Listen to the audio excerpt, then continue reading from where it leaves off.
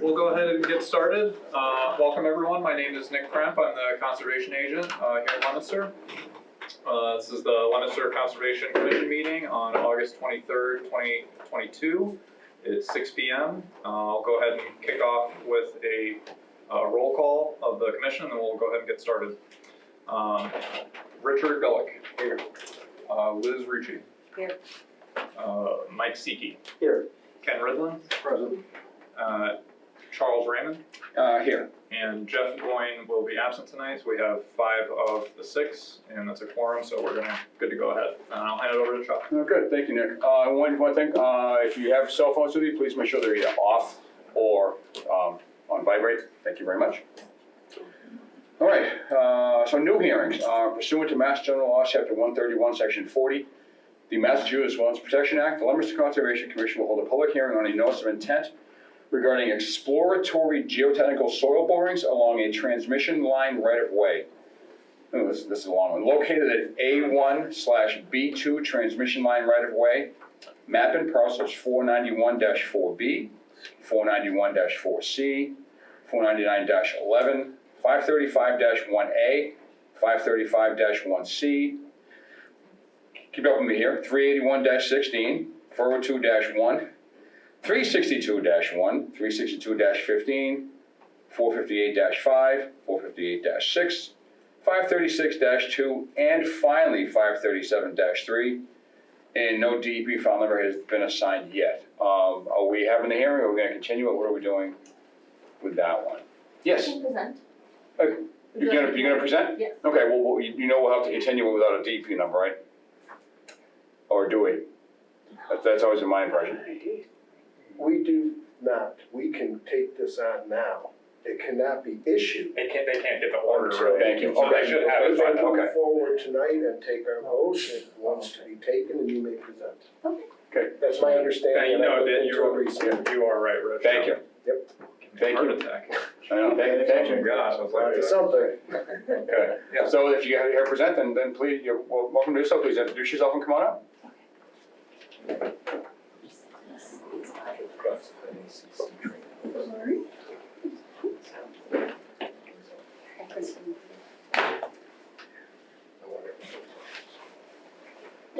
Alright, so my name is Samantha Walker. I am with BSC Group.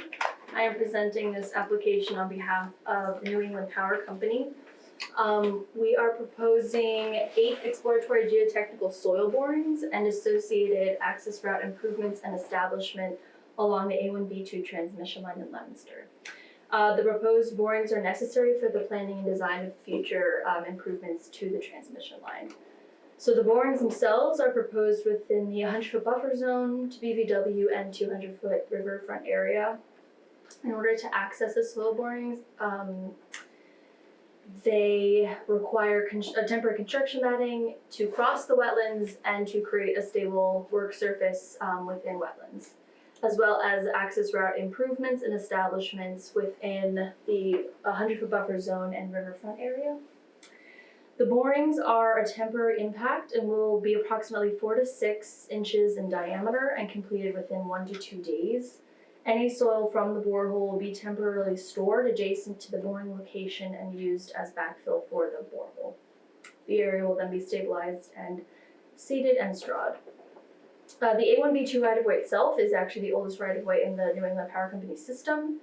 Therefore, access conditions vary considerably in the right-of-way, making it necessary to establish and improve access to get to these soil boring locations.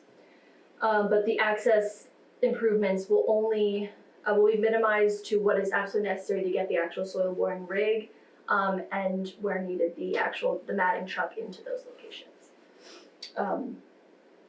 Let's see, anything else? BMPs like sediment controls and erosion control measures will be on hand if needed, to ensure there are no impacts to adjacent resource areas in accordance with New England Power Company's established procedures and in their environmental guidance documents.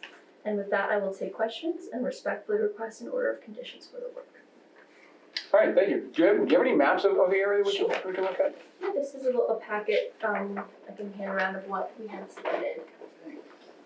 And these are just to test subsurface geotechnical conditions and not for any type of site investigation or environmental site assessment, correct?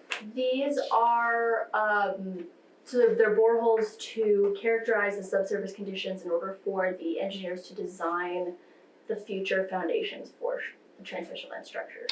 Right, so the geotechnical only and not, again, just to make sure that there's testing the subsurface conditions and not for any kind of contamination. Oh, correct, Right? yes. You're not gonna put a monitor well in or anything? No. How deep? It Ish. varies. Varies. They're essentially, that's part of what they're trying to figure out is like how deep is the bedrock. Got it, I see what you mean, okay. Yeah. So they may have to go as deep as they. Potentially, yeah. Alright, So this is not to actually improve the transmission line at this point? No, that will be- This is testing. Yes, that will be permitted as a separate project, Okay, the and- actual. And the access road, is that within the buffer zone as well? It looks like it is. Parts of it are, Okay. and that is also what we're permitting here is improvements to the parts of the access road, within the buffer zone in the different area that they need to improve. okay. And they'll be improved with gravel, with, So we're trying to keep it to a minimum, we're not road building, we Okay. basically are telling the contractors to do the minimum to get the soil boring rig within to that Safely location within there. safely. So that could be spot grading, a little bit of fill with stone, or, we're not letting them obviously spread stone. Right. We're not doing that, we're No. just spot. And removals. do you know who the geotechnical boring contractor will be? Yeah. It's between two contractors at the moment. Okay, that's fine. So I don't specifically know. Could you just give a little more information on the map that you're gonna have to put into across the wetland? So those are timber mats. They are 16 feet wide. And they're used, like if you drive around, I'm sure you'll see them on right of ways, they're used all the time to safely cross wetlands. And they have a pretty high success rate with having minimal impact on plants. And because we have to permit matting through the Army Corps, we have, quarterly inspections to make sure the wetlands are, being revegetated, and we'll be following up on any of the areas. It's removed that. It's removed, yeah, fairly soon afterwards. And these will all be installed within one day, you said? The mats, No, the wells, the the borings. borings, no, each boring takes about 1 to 2 days to Oh, each complete. boring, oh, okay, Yeah. each one, okay. Yeah, You had said one day before, I thought it was for all. yeah, of them, each okay. one, Okay. yeah. The total borings are how many in that? There's 9 borings total. So we're looking at probably a couple of weeks worth of work, ish. Right, so the borings themselves take 1 to 2 days, but then they also have to put the mats in, do the whatever road establishment is Okay. necessary. So All right, that can take. And is there something in that talks about the, revegetation plan, or what you're gonna do once the work is done out there? Well, Okay. there is, in the actual NOI itself, we have a few sections that describe the restoration, but, we will have inspectors out there making sure that they're, in compliance with everything and that disturbed areas are stabilized. Okay, all right, so assuming you get an order of conditions on this, we'd ask you to stay in touch with the agent as well, Right, yes. for those, when it starts up, when it stops, and any other critical stages. This is a long route too, Sorry, what? this is long route two, is that correct? Route two, the state highway? Oh, it's a long route too, yes, The yes. south side of It it? is, How- yes. What's the horizontal distance between the end borings? How extensive is the Between, area area? I'd say a couple miles probably. Okay. But I mean, the actual transmission line, and we're doing borings along the entire line, so it extends from Sterling all the way up to New Hampshire. That was my next question, is how Yeah. many jurisdictions are you going in front of? Oh, this is my 10th meeting? Out of how many, if I may? Your experience. We're winding down, Okay, we're in the latter a couple part. more. I assume that's a pretty big problem for you, one particular jurisdiction. Well, this is It's pretty a minor minor work. It'll definitely be a more extensive process once we start permitting the actual transmission line rebuild. So this is gonna be a replacement? That's the plan, potentially? but things are always in flux. Understood, but that's That's the end goal. It's the oldest transmission line, so to replace the poles that it are needs there with updating, something yeah. else. Okay, and where's that served, those lines? I don't specifically know, but I know it's a pretty large area. I don't know. What do they project as the final date of completion? Of the soil borings, or this project, Yeah, transmission line replacement. of the that? I think let's wait till the NOI comes to the actual transition line. This is just the borings right now. Let's save any future work for future NOIs. Yeah. So this is just for solar borings. I wouldn't even wanna guess, I have Yeah. no idea. You'll be ready to retire. Oh, hopefully that's happening way far. Yeah, I won't have to do Could I it. ask one more question about the timber mats? I'm not, Yes, I've seen the rubber mats that excavators and Okay. site, yep. but I've seen individual railroad tie like Mhm. placements, but I've never seen a timber mat. Once you see them, you'll see them everywhere, but I do have a picture in here. So they look like this. Let's see, it's not a great picture actually, but, no. Essentially looks like a bunch of logs tied together, Yeah. nailed together here. And are they treated or are they? I don't think so. They don't look treated. I always thought those were I'm individual not sure. ties. Treated like as a telephone pole, railroad type thing. Yeah, I've seen a lot of people, I've seen a lot that are like railroad ties, and that stuff's pretty nasty. Yeah, that's why, yeah. I would tend to doubt they're gonna be using CCA treated timber.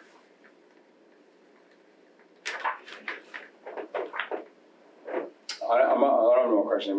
Anybody else have any more questions? Curious what Nick thought when did he go look at the site? I went to some spots along the power lines, but it's just nothing that I could really tell in particular. It seems like a pretty minimal exploratory thing, like she said. Certainly the test borings. Yeah, just out of curiosity, but I don't know a lot about power lines, but they certainly looked old. Like power lines? Yeah, yeah, I mean, yeah. I think it's as much the access as more than the borings that are the Exactly. issue. Yeah, I'm sure Yeah. we'll learn more once the NOI comes in for the. Yeah. In Actual that wireless package, service. we didn't have a lot of time to review it. Is there a schematic of where the access points are gonna be, so we could Yes, block that? so on the plans, we kind of lay out, the access routes. So the ones in red are new established routes. Okay. There is no existing access currently, so that is part of what we're permitting. And then there's, so that's the red. There's white access routes, that's where no improvements needed, there is an existing route. And then we have orange, where improvements are needed, but there's sort of like there's a trail. Okay. And that's sort of what we've laid out here. Typically, do you stake those so that the commissions can go out and kind of monitor where the crossings are and what the We extent is? would I for, mean, we're standing there and looking at the woods isn't gonna help us a lot. right, we would for something more extensive than this, but since they're not really building a road, they're just sort of creating a path. It's not staked, it's not surveyed, it's not an official, it's just gonna be like an 8-foot wide path essentially. You're trying to get through to your right of way. We're trying to get through the right of way because the right of way itself is old and not very well maintained, so any historic access in a lot of these spots is no longer discernible. Right, so you need access to the right of way, but it's your current right of way that you're gonna put the borings. Right, and most of the spots. Right near the other ones, right near the current poles, or a little ways away from them, I mean, it's along the same route. Right, most of the access is within the right of way. We're not really establishing off right of way access anywhere. So yeah, it is all the paths are all through the right of way to the borings. And some of them are right off the road, some of them are farther away, but they're all within the right of way itself. Anybody else? questions? No? All right, so with the commissioners all set, I'll close that portion. If there's anybody here that has any questions, would like to speak on the matter, please do so, but when you do, please state your name and address. Second time? Third and final time? All right, so go ahead and close the hearing, this portion of the hearing. So even though no number, we can vote on this We can vote on, they just won't be able to to get the, actually get the I NOI. can't issue the order. Issue the order, yeah, right. So I might get you guys to sign it, whatever, I just can't, the issue date will be after the DEP Okay, file number. all right, good. So, and then we'll, all right, Yeah. good enough. All right, so Nick, you have a recommendation on this one then? So, yeah, I would recommend that the commission approves the order of conditions. It's pretty standard, non-impactful. You get a notice of intent? Well, approve the, The notice of intent to issue an order of conditions? yes, Okay, that's all right. right, all right. I didn't hear any, nobody had any special conditions. I didn't hear any.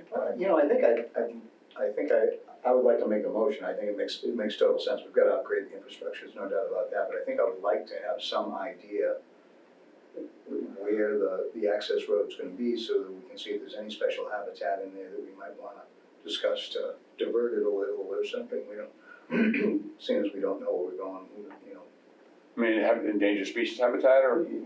Yeah, I mean, it's pretty wet down in there, and it's, you know, it's along the Nashua River waterway basin, so I'd like to at least just walk out. I mean, it makes sense to have it in there. I just, if there's someplace that's in particular that we'd be concerned about, I think we'd just like to know, you know.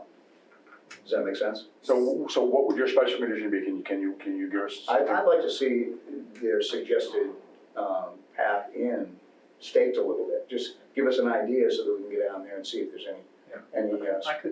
I could forward, all the maps that you sent me, they have all the locations of the boreholes and everything, all the detail. I mean, Yeah, certainly looking you gotta forward take to- into consideration getting heavy equipment in there. We certainly wouldn't wanna, put Yeah. any burden on that. But if there are some diversions that we can make to save some special habitat that we don't know, we just don't know what's down there, right? We don't know where to go. Well, that would be an initial, that would be a requirement for them to go ahead and actually do some endangered species, those types of mapping, correct?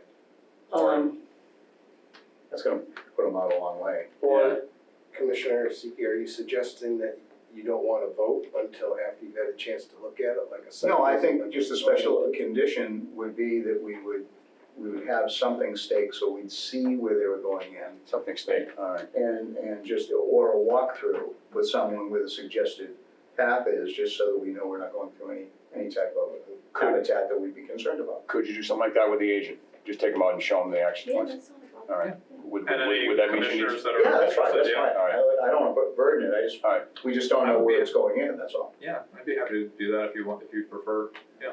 Okay, so, As a all condition. right, so standard Or if we- conditions, yeah, as a standard conditions, that boilerplate plus special conditions that you'll notify the agent. Or go out there and stake it and or walk the area with the agent to show them where you'd be getting access. Is that? Yeah, I mean, the access was done or designed, not really designed, but proposed based on extensive access reviews. So it's mainly based on terrain, like it would be fairly obvious for us. Even somebody like me. I think so, I think so, With but the map in hand. it's, you know, that being said, it would be, you know, I mean, the mowing might be helpful or so, like cause some of it's very overgrown, so it's Yeah. hard to see it at this point. Okay, I see what you're saying. But I don't want them to mow it before going out there in case you want them to adjust the access, you know what I mean, like it's hard, it's like the end before the, Yeah, I think Then he'd be cutting down the plants he wants to see. Yeah, I know, yeah, right, yeah. but Sorry to interrupt. going through Yeah, the no, right of you're way right. without that is very difficult. Yeah, I guess it is. How many entrances would there be for them to look at? 9 for each hole or some doubled up? Probably gonna follow a path, right? So, there really is, so, because it's so overgrown, there's not really a path. But like, people have walked it, and it's just not an easy walk, Okay. is what I'm just trying to express that it won't be fun, but we can Are do they it. coming in off of Route 2, off the shoulder? of There Route 2? is a few that are offered to, there are some that are not. So if it's not an easy walk, I assume it's not gonna be easy to get heavy equipment in there. Right. That's why they need to mow and do spot grading and establishment of. All right, so special conditions then is to at least work with the agents so we can get a better idea of where these access points would be and and just to make, again, We don't wanna burden it. Yeah. Can I suggest, because they already have to notify me Yeah. when that's already in, so I mean, if that's all right with you, I can take it upon myself to Yeah. really try and get out there. Okay. Absolutely. So we don't need That's to, already a condition. Oh, all right. that's what I'm saying, Oh, yeah, that's so true, we don't need to add another. All right, so we need that, all right, that's fine. Okay. Question though on this, so what if something was actionable after the road inspection? Is there any way you do then? I might recommend that we deal with that. Again, If and when? if and when there's an NOI for the actual installation of the poles. Would that be all right with you? I don't think it necessarily gets to Commissioner Seekey's concern in that case, does it? Because if you think there's something that's gonna get wrecked or ruined or, plants killed. Well, at this point, I just don't know. That's the whole point. I get down there, I don't know what's going on. We're used to going out to most of the sites, Yeah. walking them with people and, Yeah, I mean, this is an unusual circumstance. Yeah, I'm relatively new. So I don't wanna get in the way of the project. No, not at all, not at all. So, Just wondering, I mean, I don't expect anything. yeah, so I think this seems to be reasonably standard. I would say based on the findings, once you get the borings in, you get more information about the area, the access points, and the whole transition line right of way itself. Then at that point, I think if there's any special place that need attention, we can handle it They'll take care of it probably, Yeah. just keep Nick involved. right. Yeah, 'cause I think that's fair. yeah, okay.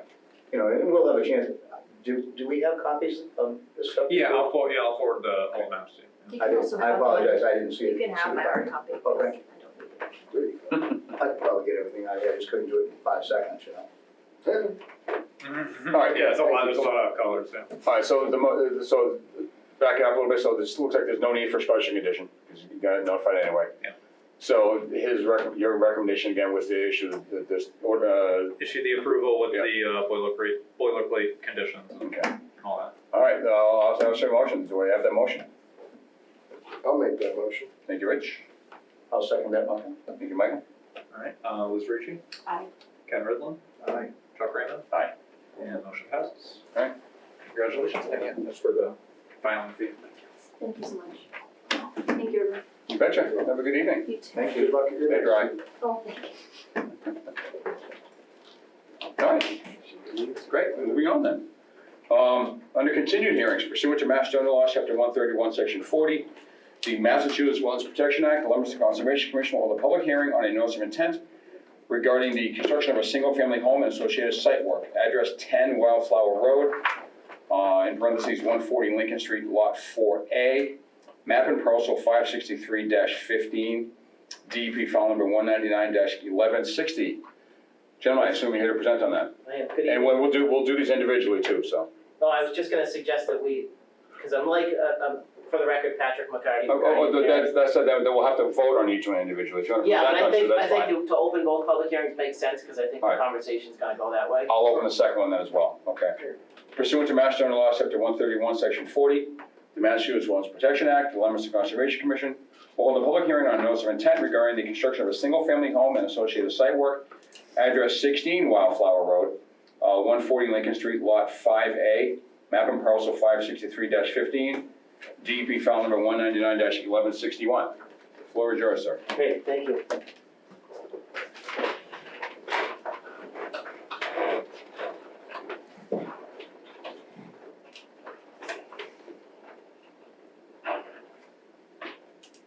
Thank you again. For the record, Patrick McCarty, McCarty Engineering.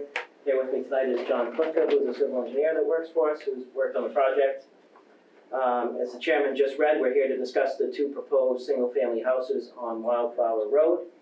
We had a site walk with some of the members of the commission, the agent, and several of the abutters last week to take a look at the proposed development, the limit of flagging that was completed by Mary Ann DePinto of 3 Oaks Environmental, the location of the proposed houses, grading associated with that, and also some of us walk the actual wetland resource area itself. So thank you to everybody that took the time to come out and attend and offer feedback. So what we've done since that site walk is we've made a couple revisions to both of the plans. As discussed at the site walk, we've added a dry well, which is represented by this square. This is just a graphical plan. On the actual stamp plans that were submitted to the agent this morning, we did add a detail of a 9 foot by 9 foot by 3 foot precast concrete dry well with details of how to connect the downspouts to it. So we've added a line that wraps the whole perimeter of the house so that you can catch the gutters and downspouts at both the front and rear of the house and direct them to the proposed dry wells. We've also revised the grading to incorporate a rain garden at the rear of each lot so that any surface runoff from the backyards, and in the case of lot 5A, from the whole yard itself, runs to that rain garden before being discharged to the wetland resource area. So as a result of that, we've had to push the erosion control limit back slightly to allow room to kind of create that depression and then grade back up to create a berm. That's what the contours represent, where they wrap around like that. On lot 4A, on lot 5A, it's flatter, so we didn't have to do much there. So Justin in my office submitted stamped copies of the plans this morning, as well as a letter to the chairman and the commission outlining these changes. And in that, he discusses how the dry wells have been designed to meet the first half-inch water quality volume. And again, these are roof, they're catching roof runoff, which is clean as far as stormwater is concerned. And the rain gardens have been designed to a 1-inch water quality volume. On this graphical plan, we're just showing the plant symbols, but on the actual individual plans for each lot, our landscape architect has called out a planting schedule of species, size, and quantity for what's proposed in each rain garden. So those are the two major changes. As we discussed on the site walk, no work on lot 1 is proposed within the 100-foot buffer zone, so that's outside the jurisdiction of the commission. Lot 2 is the existing house owned by the abutter who was at the walkthrough. 3A, again, no work is proposed in the 100-foot buffer zone, which is this bold line here. And for lot 4A, it's this sliver of the house is in the buffer zone, and then it's just grading in the dry well and the rain garden that are in the buffer zone. And on 5A, it's from my hand up. So this portion of the driveway, front walkway, and the house, and the backyard. Again, all of this is buffer zone only. There's no direct impact proposed to the wetland, and so it's our opinion that the site's been designed in conformance with the Wetlands Protection Act and the Stormwater Management Guidelines to the maximum extent practical, and so we're hopeful that the commission would issue us an appropriate order of conditions so that we can move forward. And at that point, I'll be happy to answer any questions. All right, thank you.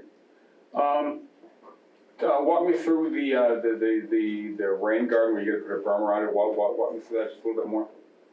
Did you say you gotta put a Sure. berm around that? Yep, so if you look at these lighter gray lines here are the existing contours. Yeah.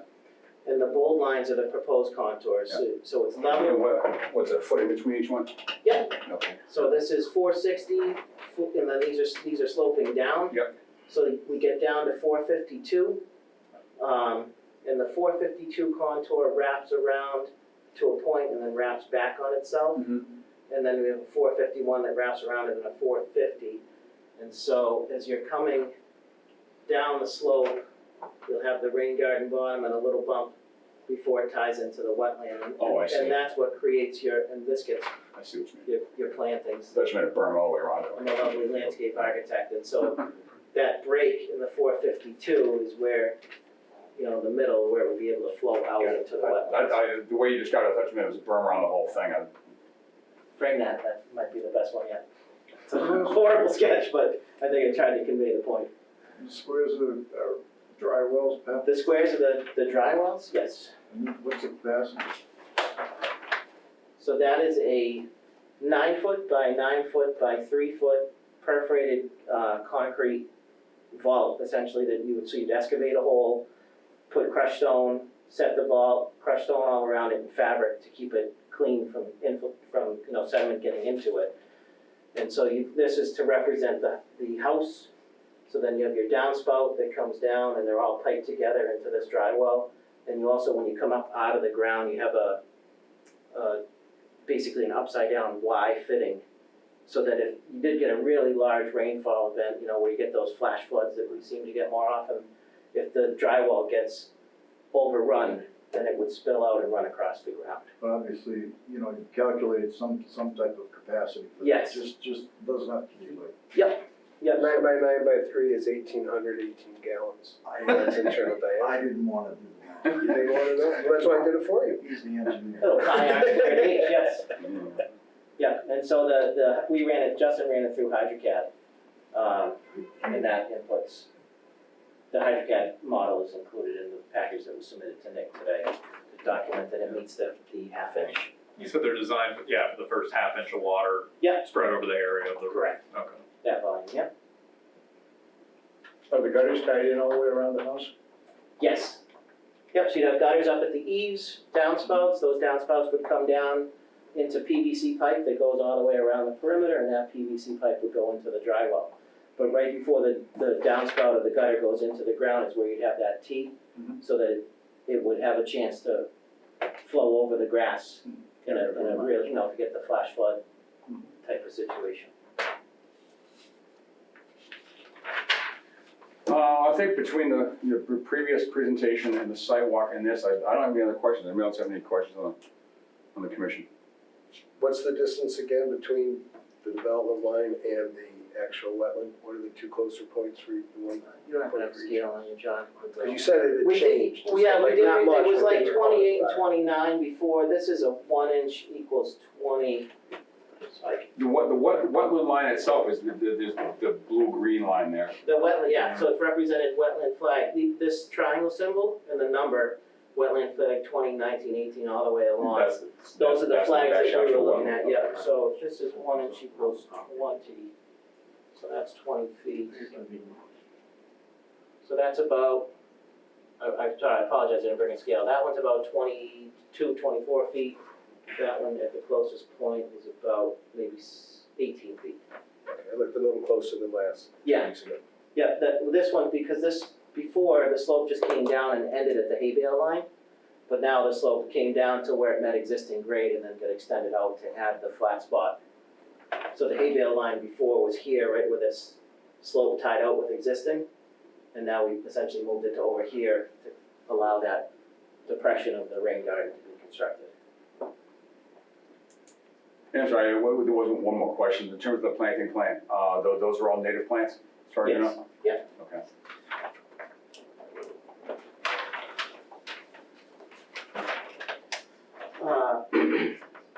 Service berries, red maples, pin oaks, river birches, hornbeams, dogwoods for trees, and then shrubs are red chokeberry, black chokeberry, sweet pepper bush, red twig dogwood, witch hazel, hydrangea, inkberry, and winterberry, so all native. Any other questions from the commission? I'm curious about history of this commission as to, it's a fair amount of, I'm used to this, in my brief experience, less than a year, seeing us try to get things more out of buffer areas than whole houses going in. I haven't seen a whole house and driveway go in a buffer area by any means yet. So I'm just wondering what history has been on some of, any similar developments that you and Liz can share. The rest of us are all pretty new here. Yeah, no, in my little over 2 years, I haven't seen one where the entire structure, virtually the entire property is within the 100-foot buffer. I'm not new, and I've never seen this type of project go into a buffer area, ever. Okay, and you've done many, 16 years or more on another conservation I commission? was chair of the Lancaster Commission for 15 years. It makes, just how much That's a of a good buffer it still Yeah, is kind of what I'm wondering. I think, Patrick, I'd like to commend you for a nice, good sidewalk and great information and some improvements here. Yep. Just not 100% comfortable yet with that, but Yeah, so still, we're not done with the hearing either. right, my 2 cents on it, so I've lived in Leominster for 44 years. I live on Pleasant Street, my entire house and yard is in the buffer zone.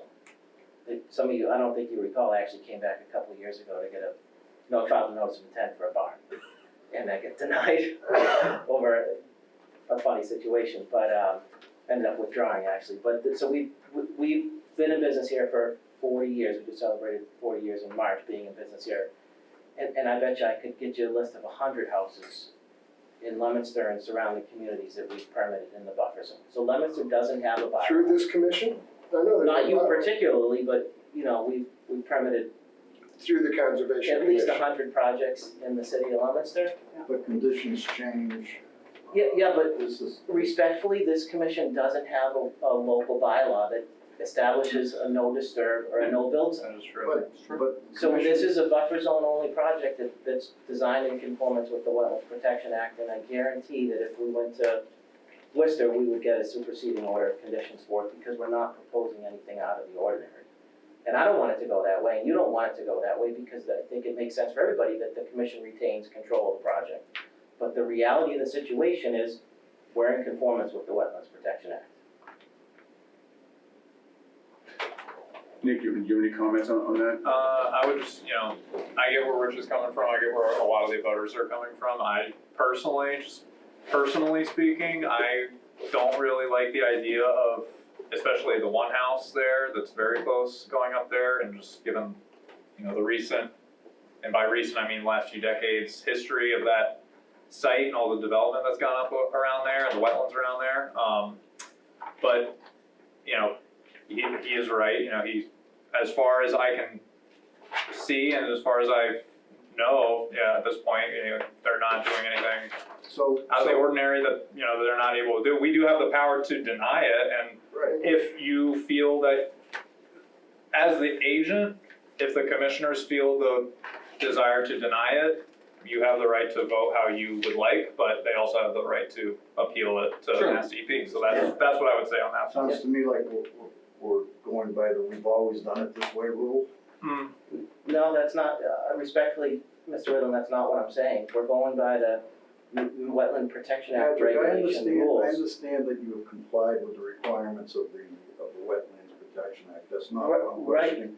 I'm not questioning the integrity of your firm. I I appreciate know that. your firm is beyond reproach when it comes to that. It just does not sit well with me when I look at a buffer zone, and there's an entire house sitting in the buffer zone, when this commission, since I've been on it, in past meetings have set requirements for people to, move stuff out of the buffer zone or not put it into the buffer zone, and it was a lot less than an entire house. And I just, and I understand, and I guess respectfully, there's the, I don't like it or it doesn't feel good versus the regulations, and that's a case of what we have. Allow me to read from the regulations at Sure. that point then, if I Yeah. may, for folks here also. Please. So this is section 1055, which is the bordering vegetated wetlands, meadows, marshes, swamps, and bogs. I'm in the correct section. Yes. Right, okay. So it mentions under general performance standards, where the presumption set forth in the previous paragraph is not overcome, so I have to explain that one. When a proposed activities involves removing, filling, dredging, altering bordering area, border vegetated wetland, the issuing authority shall presume that such areas significance to the interest specified. Those are the ones on the back of the Right, with 7 or 8. Yes. agenda there, right? Yep. That's rebuttable if somebody has clearly shown that the bordering vegetated wetland does not play a role in the protection of said interests. Personally, I feel it does. So going on to the general performance standards. Any proposed work shall not destroy or otherwise impair any portion of that vegetated wetland. Correct. Right. That's speaking to work, that section that you're reading from is if I was proposing to fill this section of the No, wetland. sir, that's in the wetland. This is within the buffer zone. That whole house is within the buffer zone. To me, that clearly destroys or otherwise impairs. Now, we can allow some development. We allowed a garage recently Yep. into an area that was, whether it was the wetland or the bordering area, it was just a garage. This is a whole house and driveway. So to me, the resistance is not unexplainable. Okay, and then, Now, on the first house, however, we've certainly seen cases where people have lawns extending through a border Oh, yeah. vegetated wetland, and we have not objected to that. Right. I would have more trouble objecting to the first house than I would the second one. that's fair. If I may also, I'm sorry, Richard. No, you're good. Okay. You're good. See, the analogy I use to this is, I've been on conservation commissions before where, I was on Concom in Falmouth, and the people wanted to build on top of a coastal bank. Yeah. And we had the bylaw that in Falmouth. Sure. And, okay, well, this particular scope of this project seems to me to meet the performance standards, that's fine. Okay, they get that, they come back a year later, okay, so we'll move this little project. So that little project in and of itself, in addition, no big deal, but scope creep, familiar scope creep. Sure. They keep coming back to us. I'm not accusing you of that, but in this case, and this is just my personal analogy, in light of the folks here, but a lot of your houses, I guarantee were built within 100 feet of the buffers, 100 feet of the wetland. Mm-hmm. I don't know if we can keep doing that, is my opinion. Okay. So that's Well, that's that's not- certainly, that's you're right, in as my a head. commission, it's our opinion, so as we mentioned during the site walk, Marion DePinto, who delineated the wetlands for us, worked at DEP reviewing these files. So when we submit a notice of intent, a copy goes to you, and a copy goes to the DEP regional office, in this case, Worcester. Yeah. Right, so Marion DePinto, our environmental consultant, worked DEP Worcester for 30 years, we'll say, it was somewhere in that neighborhood, 30 to 35 years, reviewing that. And so she delineated the wetlands and she worked with us on preparation of the site plans. She didn't say, hey, Patrick, this is not a permissible project, which, sometimes that discussion comes up when we're looking at complicated sites. Yeah. Second, DEP reviewed this as part of assigning the file number, and they issued no comments. Okay. For either of the two house lots. Okay. So if DEP has an issue with it in regards to the Wetlands Protection Act, then they will, and they have on other projects, in their comment section, offered comments. It's certainly, that being said, it's certainly the commission's prerogative to vote to deny. And I can guarantee on behalf of our applicant that once we get that denial, we'll file for a superseding order of conditions with DEP, and that could go two ways. Well, I guess it could really go three ways. They could in turn issue us a superseding order of conditions. They could back you guys up and deny it. Yep. Which I don't see as a likely outcome, but that is a possibility. Or the third is they could remand it back to the commission for further discussion. So those are the three outcomes that would happen out of that. Okay, appreciate that, thank you. Yeah. Anybody else in the commission? Yeah, there's one thing that I'd like to say is that, I don't particularly, I love green space too, so nobody likes development, and a lot of people like development. It's always troubling when people are building in new neighborhoods and stuff. If this property, either one of those pieces of property had a Title V septic system going in, I would be totally against it, within that buffer zone. But seeing as there's town water and sewer, it's less offensive to me personally. I'm sure that doesn't agree, I'm sure it's offensive to other people, but not having the septic system there is less onerous to me than and in Lancaster, there were two houses next to me on Fort Pond that went in within 25 feet of the pond. What year? This year, I sold the lots. Last year? Yeah. Well, Yeah, obviously. this is a fairly small receiving area here, relatively. It's not like a big lake around it or a big moving river. Right. So in that sense, it's a little more sensitive. I think most in particular, it's more the stormwater drainage of the different interests that we'd be looking at here. So I know this has been said, but I'd like to reiterate that this all started as the one large parcel bounded by Lincoln, Wildflower, the abutters to the back, and the Big Oaks. We've kept lot one completely out of the buffer zone. So all this dark green is what's to remain, and even though this is different color, again, this is woods, in this case, wetlands to remain. So if I did the math, I would say at least half, right, of the overall parcel is remaining wooded. We certainly didn't propose to clear cut everything up to the wetland resource line. We've kept it as tight as you can. This line here, so this is the right-of-way line of Wildflower, which also is our front property line. This is the zoning setback line, so this is the envelope that you can build in established by the setbacks for this particular zoning district. So you can see that the front porch on each house is 1 foot off of that. Just to give the contractor a little margin of error, right? We never propose anything exactly on the setback line, because if he messes up by a couple inches, we're begging for a variance from the zoning board of appeals. Yeah, after the fact, yeah. After the fact. So we've allowed 1 foot back from the zoning setback line to establish the house, a very modest backyard behind this house, and then grade it down. And then this lot happens to be flatter, and so the grading is really just associated with creating that rain garden. So I think as far as a design perspective, we really kept this as tight as we can, taking into all the interest, not just the commission's interest, but also zoning and building as part of that. And I have just one more question. So Sure. the light green area, aside from the rain gardens themselves, the light green area is proposed to be all turf? Correct. Okay. Yep. All right. And I've seen the commission on other projects put conditions in, and granted it comes up to with enforcement, but I've seen other commissions put a condition that says you can't use True Green or some kind of crazy fertilizer program within the buffer zone. You have to use organic. I have seen stuff like that as an additional protection.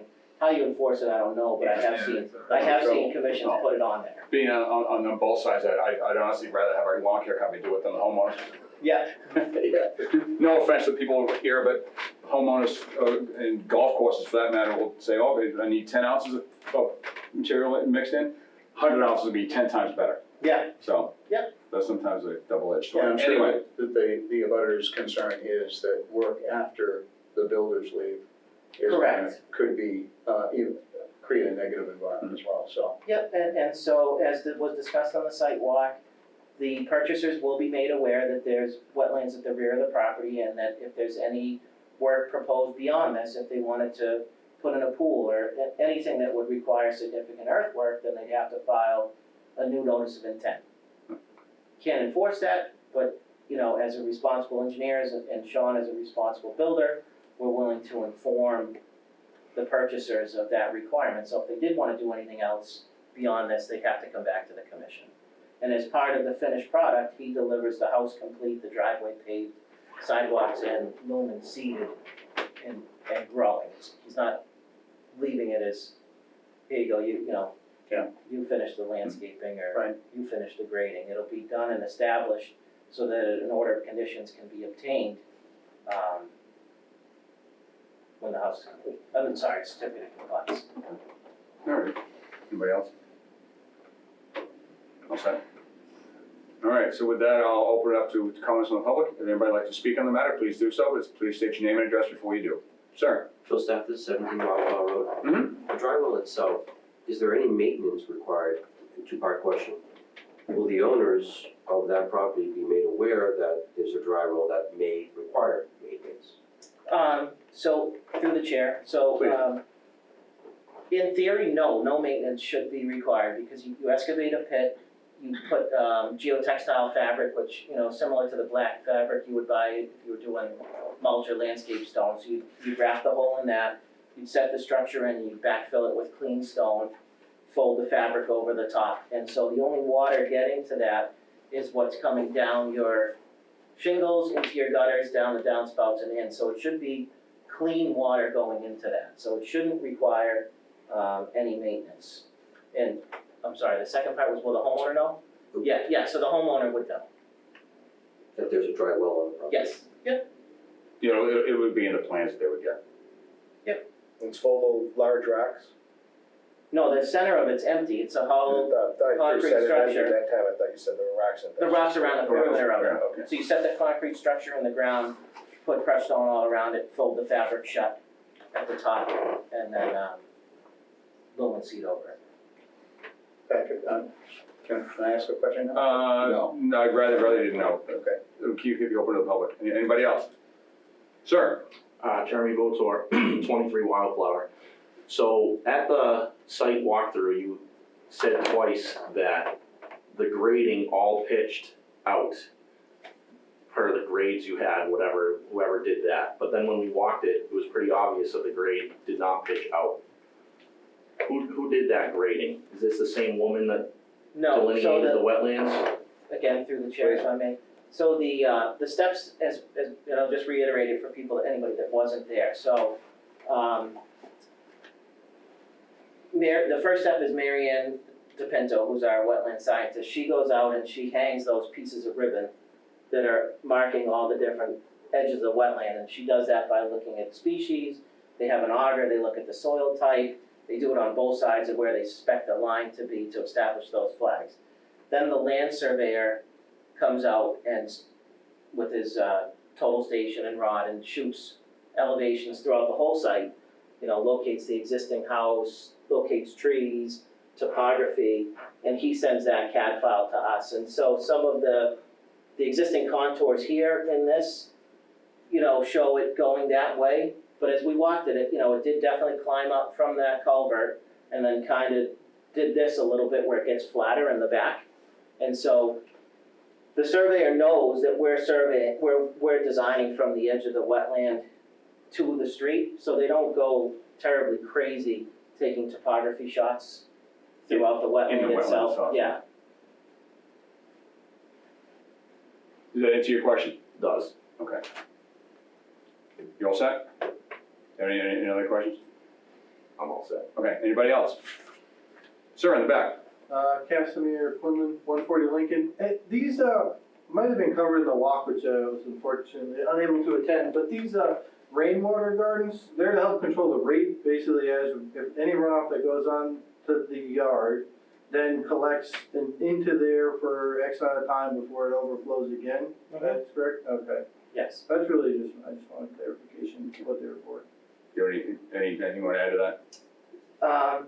Yes, again, through the chair. So, I'm sure people aren't all familiar with an engineered rain garden is, so please. yeah, so I think, I guess, trying to think of something that people would know off the top. So if you happen to be down at the mall at Whitney Field, or as us old Leominster guys would call it, Searstown, over by J.C. Worst Penney. parking lot ever, by the way. Yeah. Go ahead. So over by J.C. Penney, if you're driving out the back road towards Home Depot, if you look to your right, you'll see that there's just little grass depressions where the water runs off from the parking lot. So it's essentially that same idea, except it's filled back in and planted, so it provides storage volume and some plant rather than just the grass depressions. I know we built some actual rain gardens as part of the Minusnaw Brook Greenway. Yeah, there's one down across from Brady's there by the Minnesota Brook, and there's some up by towards the high school. Yeah. There's another one, there are several. Now that you know about them, you're probably gonna see them everywhere. But the bioretention cells, rain gardens, they collect water but they're much more pleasant looking than a turf line hole. They look a lot better. You've got dogwoods and other. We actually, speaking of past projects, we actually designed and permitted Leominster's first low-impact development subdivision up at, what was the Palekia land across from the Sportsman's Club, where that whole road was super elevated to one side to a water quality swale that went down to 3 individual bioretention cells next to the houses that were in the buffer zone and the driveways that were in the buffer zone on that fully permitted project. Okay. But, so yeah, they've been around for a long time. That was back in 2007 probably that we designed and permitted that. So Devon's is actually big on them. If you drive around Devon's, you'll see a bunch of rain gardens everywhere. Yeah. So they're quite common, and they're pretty pleasant to look at. And they're low maintenance. They're basically a depression in the ground that you fill back in with some special soil and plants, and it just provides a little retention and some water quality before that runoff goes to the wetland. Right. Let's see if anybody else have any questions or comments? Sure. Just after 17 Rocklow, I'm asking on behalf of another abutter. Mm-hmm. And this, I know, is outside your jurisdiction, but I'm asking. Okay. There was a request that, should you approve the project to move forward, that we restrict the construction to a later time frame in the morning, rather than 6:30, 7 in the morning. And I don't know whether you have any control of that, but if you don't, how could we pursue that request? Yeah, no, that, again, not our jurisdiction, but I hate to say that, but. I can answer that if Please, you like, Mr. Chairman. absolutely. So like, you're correct, it's outside the commission's jurisdiction, but the building commissioner would be who you'd call. So if they're over there, anywhere, if they're working on a Sunday, if they're working before or after certain hours that are, I don't know them off the top of my head, but I know they're in the zoning, the general zoning for the city of Leominster. If you looked that up and it was a complaint, you'd call the building department office, and they would respond to that. I'm sorry, if you don't mind me asking it again. Please. They set the timeframe that's allowed for The construction? city as a whole, not specific to this project. The city as a whole. Building. No, the zoning ordinance sets it, the building commissioner's other title is zoning enforcement officer. Okay. So if you see anything that's not allowed by zoning, let's see, somebody opens a machine shop next door to your house, well, that's not allowed in a residential zone, you'd call the building inspector. Or in a buffer area. Yeah, well, in that case, you call the agent. But if you see any zoning misbehavior is the legal term for it, the building commissioner acting as zoning enforcement officer is the one who is the enforcer of that. Thank you. Please, So, ma'am. I'm just curious. Name and address, please. Oh, Lisa McNally, 164 Lincoln. Okay. We're in the corner of Lakeville. So what is the hour of acceptable building? I don't Through know. the chair, I'm sorry, I don't know that off the top of my head, but if you looked in the city of Leominster zoning ordinance, it would give that. 7 a.m. 7 a.m. Is it 7 a.m.? Yeah. Definitely look that up right now. There are conditions where the builder, and I don't know that this has occurred, but there are conditions where the builder might say, I've got a concrete pour today and the concrete didn't set up, I need to work late, and stay till the concrete cures. There are instances like that, but if it's a repeated daily thing, then, the building department would be the one to address that. Yeah, I've had, I'm sorry, I'll get you real quickly. I've had outside my house on Pierce Street the past 3 weeks, they're putting in a new drain line. They get there at 7:05. So, Figured as much. I would imagine that private contractors do the same thing. Sir? Dan T-Bear, 120 Lincoln Street. And, I know we're right next door to the new project that's happening. This is you here. That's me. Yeah. And they're my new alarm clock. Yeah. And, but you know what, it's progress, but it's only 7. A couple of times I have to say that they had a truck pulling up, getting ready to start a little before, 6:30, 6:45, but the hammering generally doesn't start until 7. They've been very good about it as far as that goes. I mean, it's, granted you can't get everybody who's working, different shifts and all of that, but for the most part, I think they've really stuck with it, and I'm thankful for that. Thank you. Is there some- comment, Sir, again, yes. Just to commend Pat for taking our concerns seriously, producing something that would satisfy the requirements. That said, I'm still hoping that the commission doesn't Understood. approve these, but Understood. another story. Appreciate that. Anybody else? All right, then with that, I'll go ahead and close both of the hearings. I can go right at once. I open them at the same time, I can close them at the same time. Yes. Same reason not. Yeah. But we will take votes individually on each one. Yep. Yes, sir. Could I ask Patrick one more question? You may. One more. There was a concern that we heard, obviously, that area is wet. And there's been some series of floods that have gone on. I don't see any notation to a perimeter drain on those foundations, which would be lower than that catch basin. Are there perimeter drains in there? Yeah, so that's 456. So that would be 448. So yeah, both of them would be able to get out to daylight. Okay. You mean foundation drains? Yeah. Okay. But that wouldn't be caught in the basin. That would be, you're That- no. gonna have a daylight. Yeah. Daylight active. Daylight, yeah. All set? Thank All right. Uh-oh. May I read a little more? Certainly. Sure. The section I was reading out of was for not necessarily the buffer, it's for the vegetated bordering wetlands, as you're saying. So I'd like to read more directly out of the general section that's from the buffers. I couldn't find it in Yeah, that if it's specific. relevant, go ahead. I think some of that's relevant. They talk about activities within the buffer zone. Any activity other than minor activities is identified in such and such an area, we'll get to in a minute, which in the judgment of the issuing authority will alter an area subject to protection, is subject to regulation, requires the notice of intent as you've done. Minor activities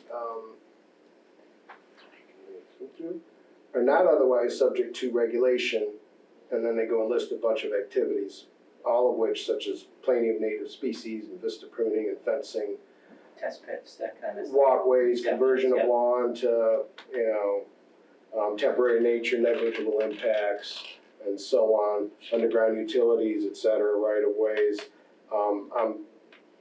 pavement repair or resurfacing, signs. I'm not seeing in the minor things, at least houses and driveway developments.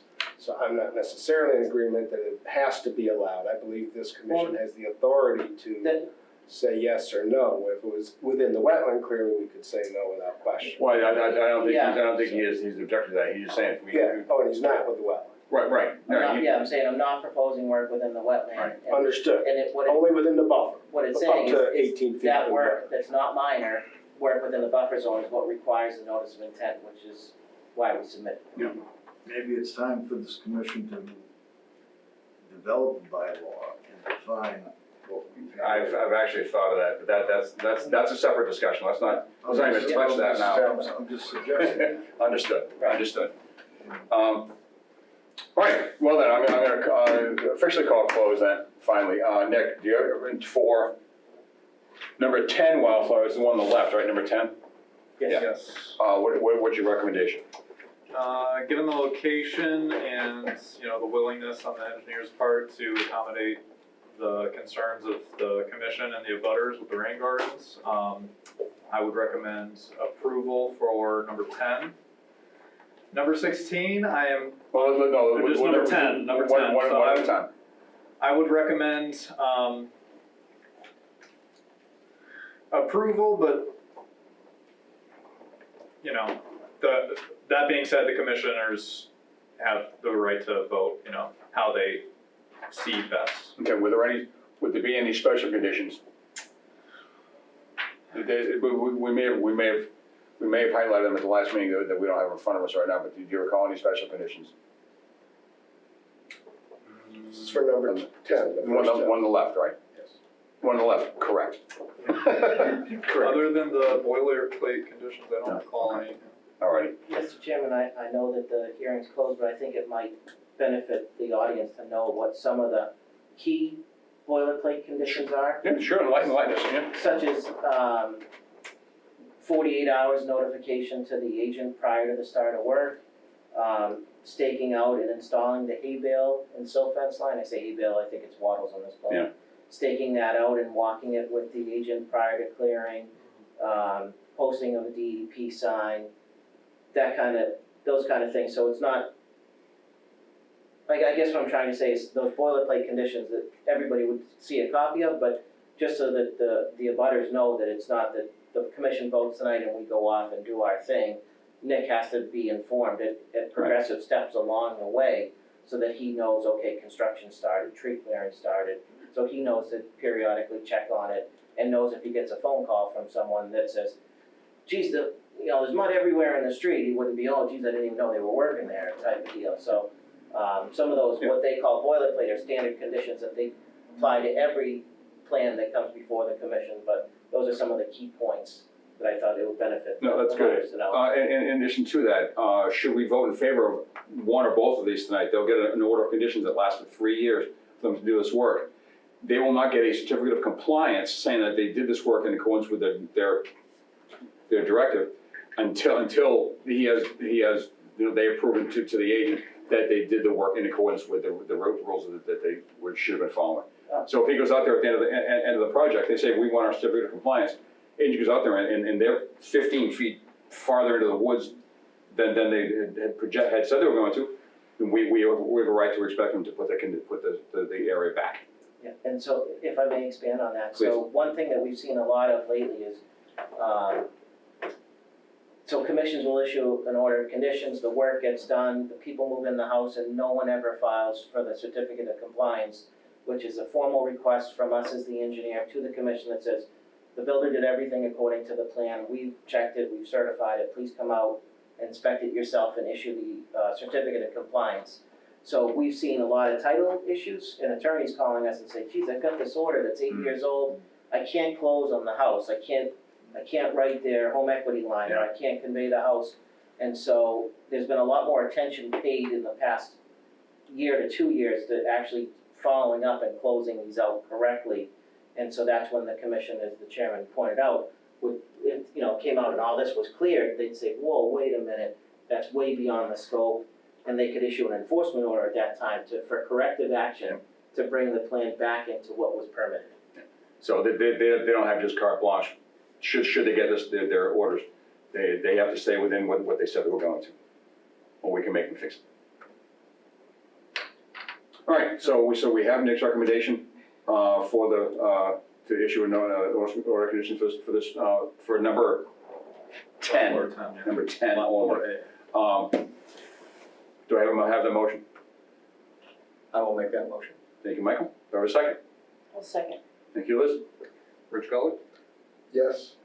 Kenneth Ridley, Yes. Chuck Raymond. I vote aye. So motion passes 5-0. Order is granted For number 10. for number 10. All right, and what do you have a recommendation for number 16?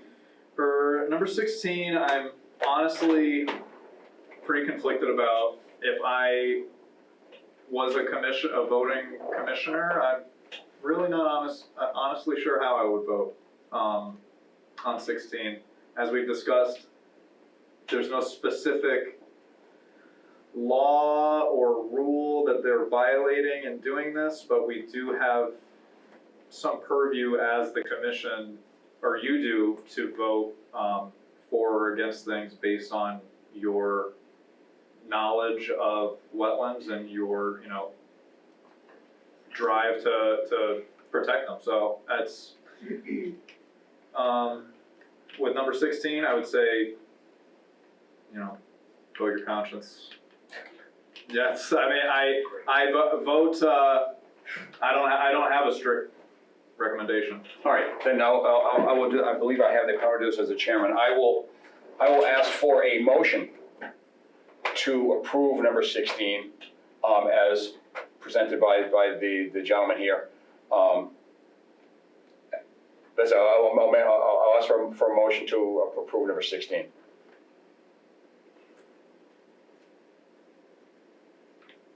Any motion to approve that? I'll then ask for a motion to deny number 16 then. I'll make the motion to deny. Okay, do I have a second?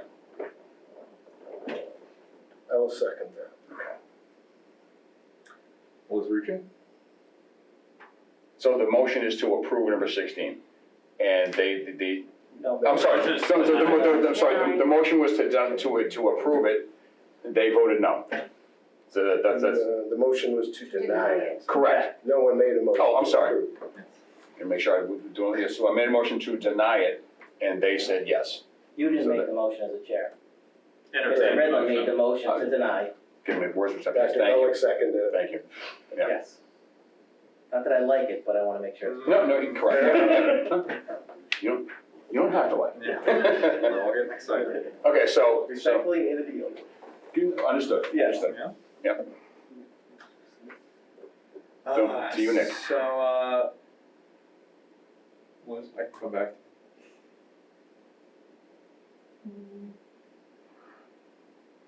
This is a tough one. Yeah. I'm gonna vote nay.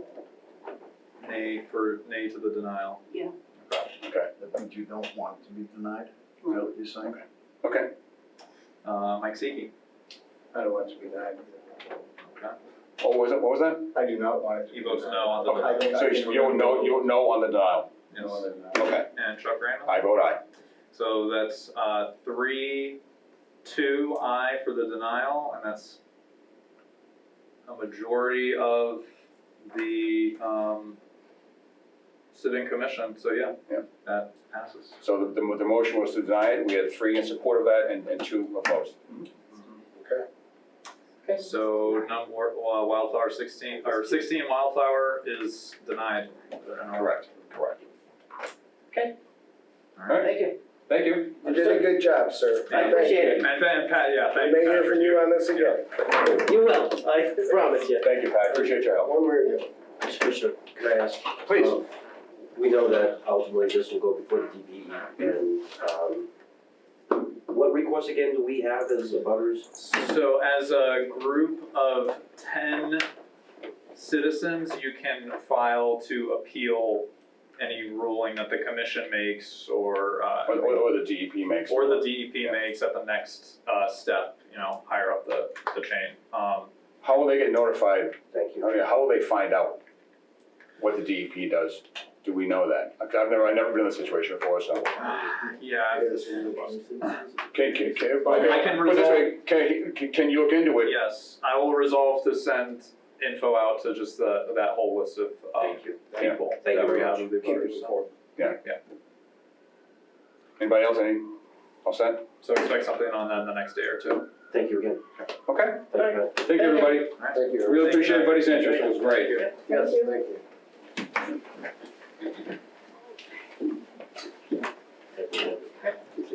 Anybody need to take a little break? We'll take a couple minute break, and we'll come back. Go to commercial? Go to commercial, yeah, fade to black.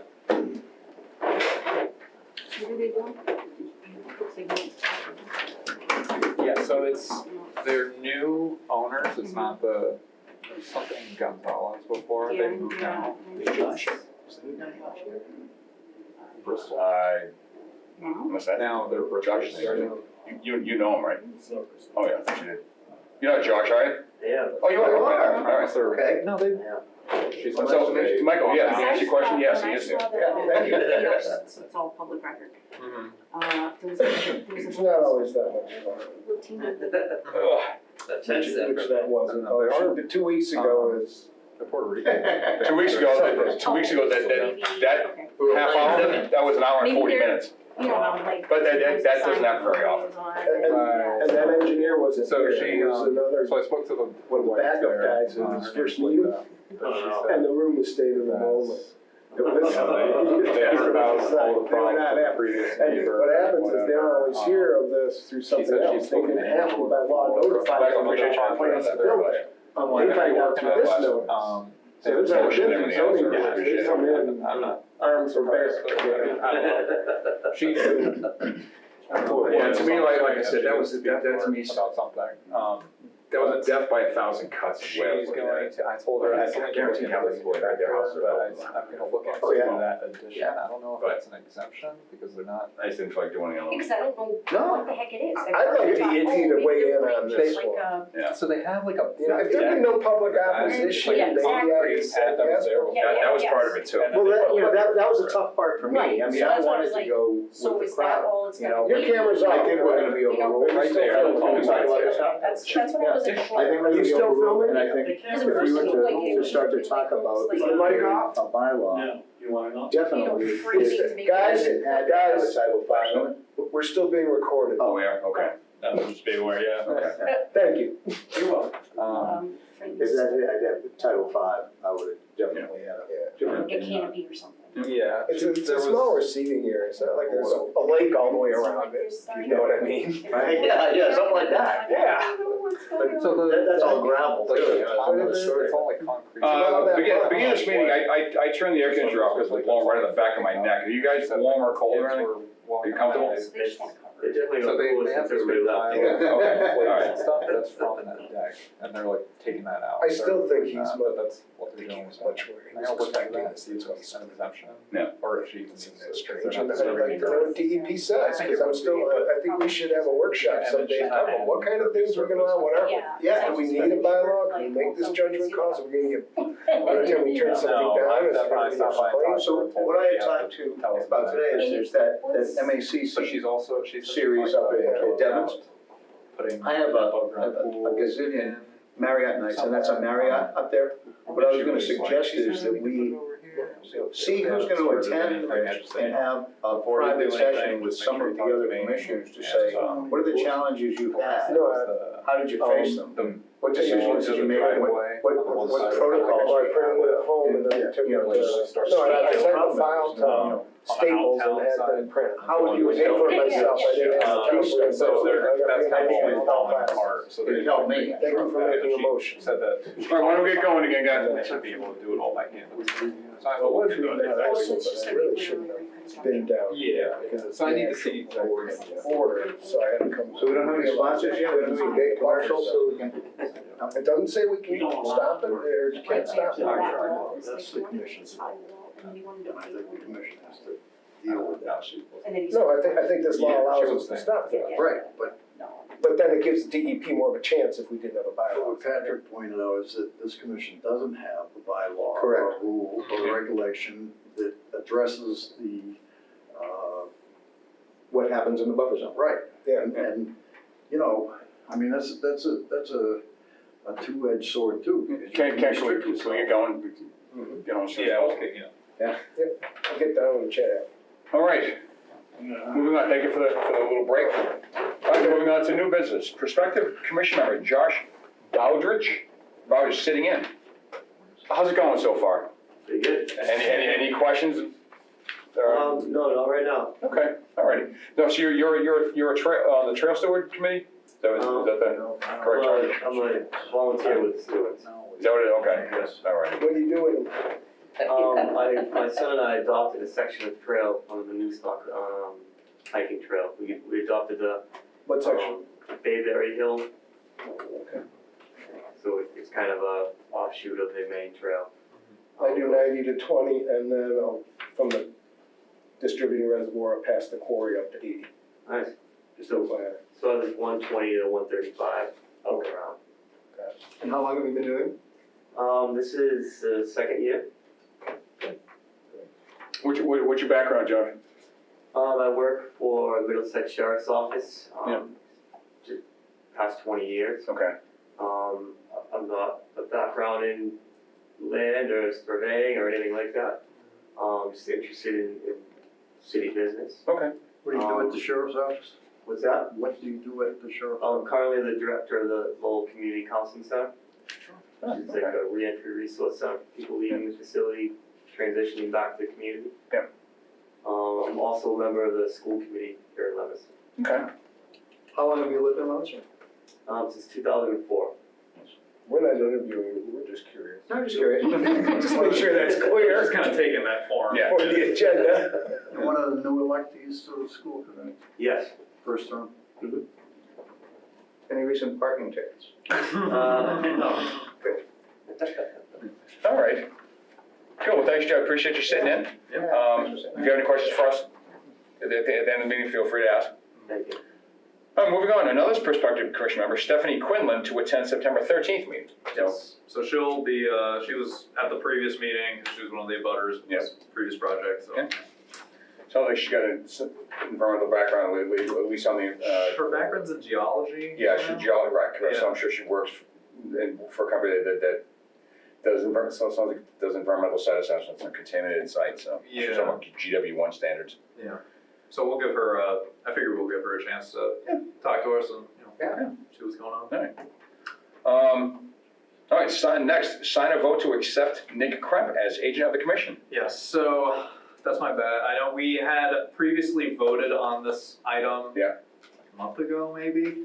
I meant to have that vote ready. I don't know what happened to the vote. Didn't save on my computer, so I do not have it. And then on that next, but we did vote. That vote did take place to accept, so we do just need to Sign that. Okay. On that next bit, I also do not have that ready because Jeff had mentioned, I think he was the one that said that he wanted to take a look at the exact wording of the vote and all that, so I just figured I'd wait until everyone's. Okay. So not new business yet. well, just a question. No, that's right, not new business. Did you look into, because Jeff had brought up, if we could even do that anymore? I do need to still look into that. Okay, alright, again, I meant to do all that today, but Jeff texted me this morning and said that he wasn't coming in, so. All right, good. Any questions on any of those before we move on? If we do find out that that is not something that we can do, for the convenience of everybody who works, perhaps getting an approval for DocuSign or some other That electronic would be good, yeah. vehicle, just so we're not holding people up. You know, everybody's busy and, you know, we all have lives, so you can e-sign them and you don't have to sign for us, that would be good. Okay. All right, nothing under old business. Certificate of Compliance, 144 West Street, Villa del Rio Condominiums, DEP file number 199-0931. Alright, so this is just like. Alright, so yeah, this is a random one, from like 2010. You said it doesn't sound familiar at all. Yeah, it was from 2010, order was issued, they were gonna put in, they were having some issues with flooding in the lower levels of the condominium complex. They were gonna put in some new drainage and an outflow to the pond there. I think it's Rockwell Pond, right? Oh, it's right there, Yeah. okay. So a lawyer had contacted me about, getting this request in, and he didn't know anything about the situation either. He just knew that it needed to get done.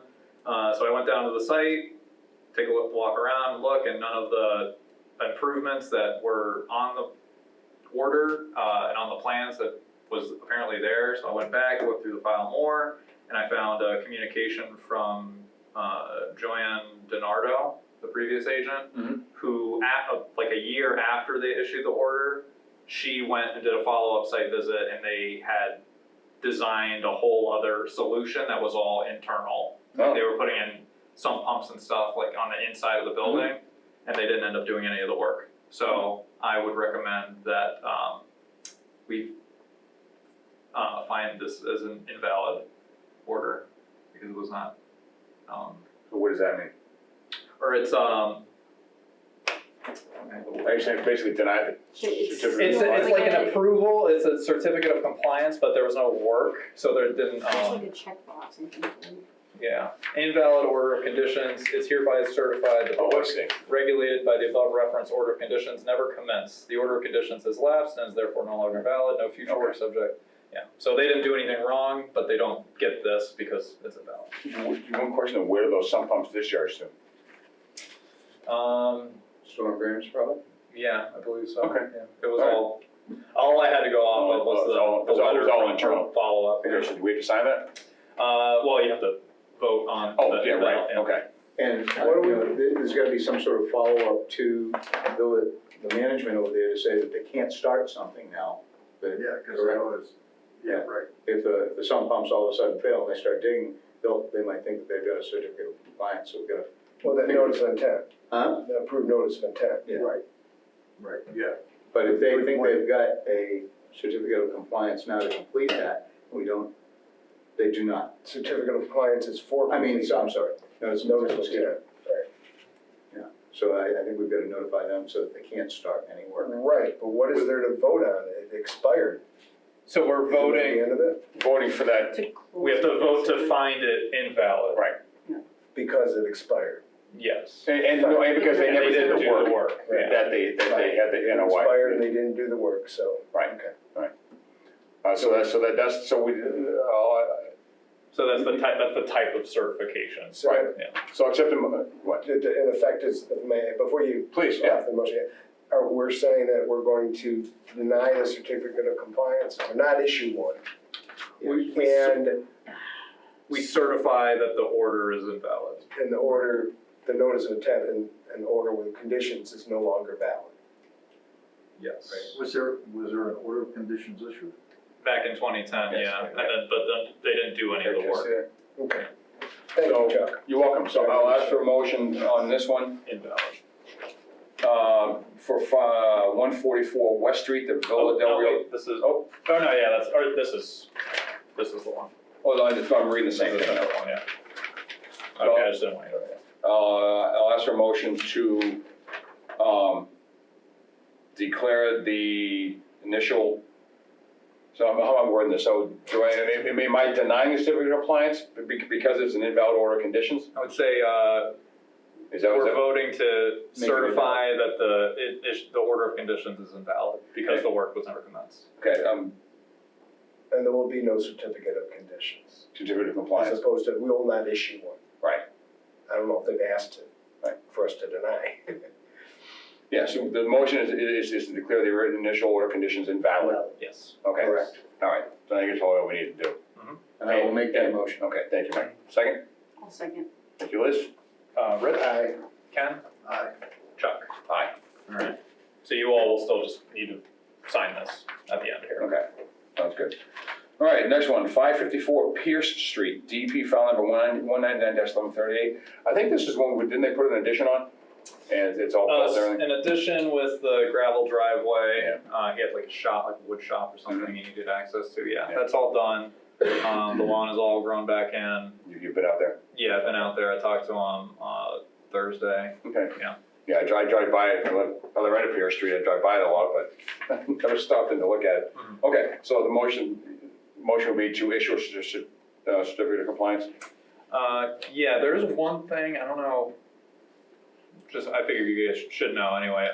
When I was there, everything looks fine. I would approve, I would recommend that you approve it anyway, but he did ask about the erosion controls, the fencing and the hay and the straw bales. He was wondering if he could keep the straw bales where they are, because the driveway is a little higher in elevation. He feels like they're kind of like shoring up the driveway. He just wants to leave them where they are and decompose in place. I told him to remove the plastic twining and all that, but aside from that, I don't care about the There's no silt fence? He'll take the silt fence and everything up, but the straw bales, he was wondering about. It's organic material. Yeah, that's what I figured. Yeah, but I think that taking the plastic string off is critical, Yeah, so. but I just wanted to make you guys aware that that's what he's Okay, planning yeah, to do. and Ross, any objections to that? Okay, all right, then I'll ask for a motion to approve the certificate of compliance for 554 Pierce Street, file number 199-1138. And the homeowner can keep the hay bales there as long as he takes the plastic string off. So that's a motion. I'll make that motion. Thank you. That was a motion, that was my request for a motion, sorry. Second? I'll second. Thank you, Mike. Rich? Aye. Ken? Aye. Chuck? Aye. All right, motion passes. All right, thank you. Perfect. All right, nothing under extension permits. Communications, 519 Pleasant Street permit applications to be filed. Yeah. Continuing saga. Yeah, so someone, alerted me, someone told me about some work that was getting done there, and I reviewed the file and found all these previous enforcements and everything. I don't know how much anyone here remembers, because they were all from a few years ago, but turns out it was the previous owner, someone new was living there. They had this big long saga with all these things that they weren't supposed to be doing. The current owner, it looked like some sort of addition in the back of the house. When you're driving by the road, you can see it. I stopped to ask her about it, and she showed me there was an existing deck back there, cement like deck, and they were adding a roof to it. I still need to check the regulations and the wording exactly. That may come in as an exemption, but I told her I'd be in touch with her about that. Yeah, if it's a structure already there, Yeah, they're not and then disturbing it. I'm moving closer to the wetland. They're not adding impervious surface, Right. so I think that's fine. She did tell me, the big thing is that she was telling me about several other projects she's interested in getting an above ground pool at some point. There's a wall holding up their driveway, like their driveway kind of runs up high and then it falls down the wall to the lawn, and that's kind of falling apart. They need to reconstruct the wall. And the main thing is there's this drainage with cattails and all that growing through their yard, basically. So that's the wetland, so if anyone's. Yeah, no, most of us are pretty familiar with the Yeah, so that's property, either seeing it on the agenda once or 50 times. yeah. So that's the status of it right now. Okay. She's just waiting to hear back from me, and I'm waiting to hear back from her everything that she wants to get done. I told her she probably want to file it all at once. Yeah, all at once, right. There's no concern about runoff off that roof, it's not that big, or? It's not big. It's not. It's just a small, like a typical size deck. Like 10 maybe feet or 8 by 8 feet, or 10 by 10 feet. So by deck you mean like, is it stone or wood? It's like cement. Cement, It's okay, like a cement block. okay. Off the back out. It's at grade? It's raised up. Oh, it's raised up, Yeah. okay. All right. Yeah, so nothing you need to do, we need to do tonight, you just, No, I'm just Informative. making you aware, Okay. that this was pointed out to me and that I did talk to her. Okay, And that all right. we should expect more in the coming months. Sounds good. All right, moving on then. Owner of land next to Doyle Field, parcel 237-2C, to retain environmental consultants to certify land is free of contamination if the city is interested. Yeah. So, Who owns the land? it's owned by, The trust? it's a company or a trust, yeah, it's like North Star. Okay. But the person I've been communicating with is Jack Dill, and he Who's has, Jack Dill?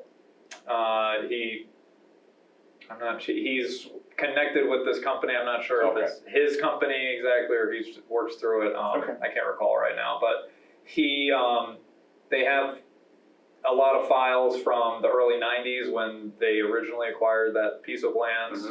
It was Foster Grant owned land before that. There was a bunch of contamination, that there was apparently a big cleanup effort that cost a lot of money that he has records and files for, but he says it's a lot, and that's what he's speaking on hiring consultants for, is to go through those and just certify their validity and give their stamp of approval to say that the land is contamination free. My purpose for bringing it up here is just to gauge the interest in the commission generally, if this, because he's only going to go forward with this and pay the consultants if it's something that we're interested in taking on. It's that property we drove by. It's behind the tennis courts at Doyle Field. It's behind Water Tower Plaza, all those shops in there. The parcel is part of a larger wooded, swampy complex that butts up against Route 2. And this touches Route 2 at its like northernmost corner in the parcel. I don't know if this was your wording in here or theirs, but if they truly are looking to hire somebody to certify that it's free of contamination, that's kind of misleading. That's not how you do it. You hire somebody to investigate whether it's contaminated. So if that's your wording, so he said, if that's their wording, then that's horribly leading. You can't prove the negative. Correct. That's not. And secondly, I guarantee there's no land in the city of Leominster that's not contaminated. Well, By something. particularly, Water Tower Plaza's right, that's where Foster Grant was. Well, correct. That's the issue. That's right. Okay. So even PFAS is in rainwater. So come on. Yeah. Nothing's contaminated. Right. That's how contaminated it is. Correct. Right. But in general, I think, the city should grab onto every piece of green space we can get at $0, as long as there's no long-term liability that, those PCBs have spread. Those PCB contamination from the chemical process. And as long as, I don't know how that stuff leaches out, I don't know who knows that. And PCBs are pretty mobile. yeah, and, but I think, a main concern was city not that it's in our purview, but the city liability, over the years, we should take the green space, in my humble opinion. If somebody wants to give us free land, we should grab it. Consider potential maintenance costs. Well, And liabilities to the city. it's all covered under circle liability, superfund liability. What is it? Joint, strict, and several liability. I mean, if the city touches this and the city attorneys haven't covered it, haven't gone over the issue correctly, the city could be screwed if somebody wants to sue because contamination from the site is impacting their nearby property. So the city needs to make sure that they are being covered under. Yeah, and if there's no specific use for it, no chance of a park or something, I'm not saying there is or isn't, but I can see why somebody might hesitate. I don't have an opinion one way or the other on this one. We're not voting on it either. Yeah. It's a mayor or city council decision. Yeah. Right. I'm just trying to get the general temperature of the commission here, just to go for it and tell this guy, is it worth his trouble to try and prove to us that it's worth taking on. See if he's going to pay extra for the contamination-free report. Right. Yeah, I don't think I don't know if it's a matter of us, because we're not the ones approving it. Well, but it would be conservation land. Right. If the commission's That's, interested in it, that's our connection. We might have impact on the decision, right. if we were to put in, Right, you know. right. But basically, the city attorney will need to, if the city does acquire it, they'll need to go through that with a fine tooth comb, make sure the Right. city is free of liability. Sure. Because the city, anyway, okay, so that's it. Any other? Okay. But it also borders the rail trail, and it'd be a nice little picnic area. That's the other, Some yeah. other, Be some other. used for it, maybe. Yeah, I think we could find some use, I think the city could find some Yeah. really nice use for it. And just on the other side of that is, you know, just so everyone's fully informed, it's probably undevelopable given where it is in the terrain. Yeah. And there's also homeless encampment currently on the site. So Oh, that's an obstacle that we would have to deal with if we were to take it on. Alright. That's another thing. Yeah, But maintenance. yeah, but from a Give them conservation rakes. side, you know, there's a lot of trash and stuff associated with that that's down there right now, so that would be beneficial to that area to, you know, clean it up. We have a citywide cleanup day for people looking down and clean the area. All right, meeting minutes. Vote on official meeting minutes, still working through the backlog, so nothing to vote on tonight, because we didn't see anything in the. No, I still need to go through all my, Okay. you know, All right, but Quick things on that, Please. you have something else to say? Or you have them to go through yourself, or we received any?